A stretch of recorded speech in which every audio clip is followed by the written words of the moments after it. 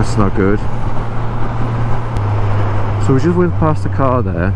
This is the A12. It's a dual carriageway.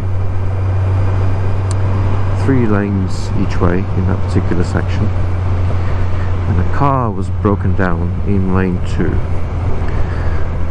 of the A12. No hard shoulder. I think we had just gone past an emergency rescue area. That to me is very dangerous because there are no gantries informing people, with very few signs. There's no hard shoulder, there's no monitoring. To me that is extremely dangerous situation. I wouldn't want to be in that car right now.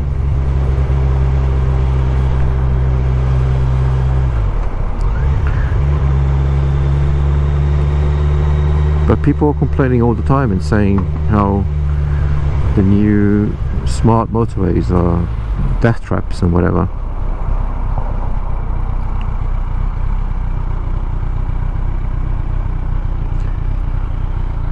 Well, what about that? What about what we just saw? Dual carriageway. At least on the smart motorway you've got the gantries with the signs above the lanes if they're closed, and you've got all the cameras monitoring everything, and they can close the lane if there's a car broken down in lane 1, 2 or 3 or whatever, and you've got much more frequent emergency rescue areas, but everybody seems to be up in arms about them. And I don't see what the problem is, because if you look at the statistics, you're actually safer on a smart motorway than you are on a regular motorway with a hard shoulder.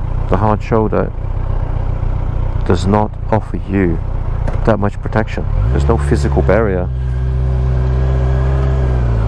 It's just a bit of paint on the road.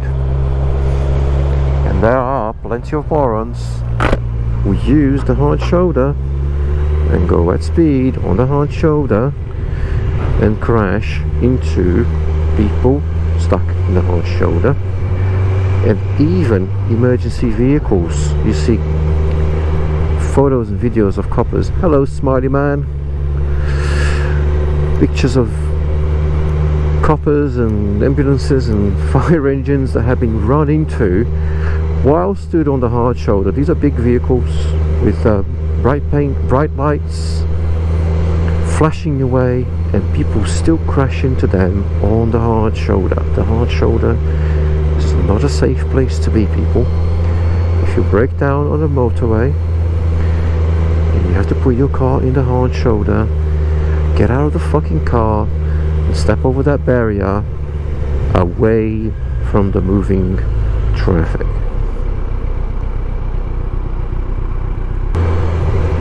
But that's another one of those things that I think I was talking about before,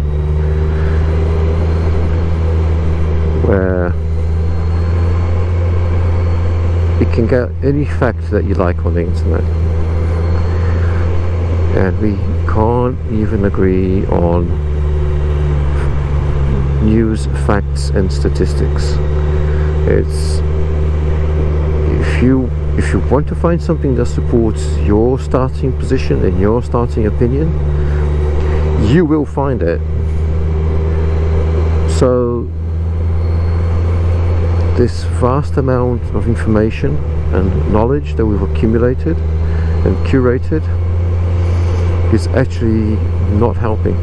It's actually making people dumber, because they don't know how to interpret the data and think critically about it. All they do is seek out the little bit of data, the little bit of research, the little bit of news story that supports their pre-existing bias and opinion, and they're just looking for reinforcement. So they'll ignore anything that's contrary to what they're thinking, and they'll focus on the bits that reinforce what they already thought.